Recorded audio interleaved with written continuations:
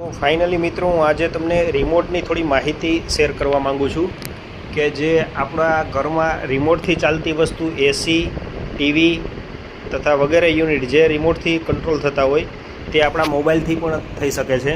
બતાવું તમને આજે એ કેવી રીતના શક્ય છે. આજે આપણી પાસે છે આ OnePlusનો એન્ડ્રોઈડ ફોન, જેમાં સેટિંગમાં જવાનું, પછી એપમાં જવાનું, આમાંથી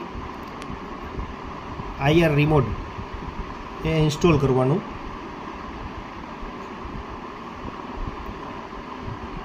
કન્ટિન્યુ આપવાનું.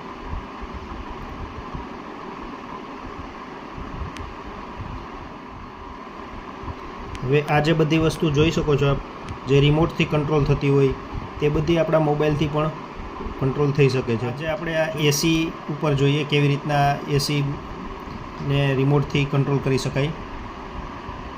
હવે આપણી આગળ છે ડાઇકિન કંપનીનું એસી, તો ડાઇકિનમાં જવાનું, પછી ગો ઇટ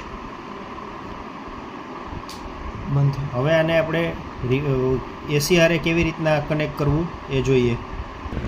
હવે આને આપણે એસી હારે કનેક્ટ કરવા માટે કન્ટિન્યુ યસ,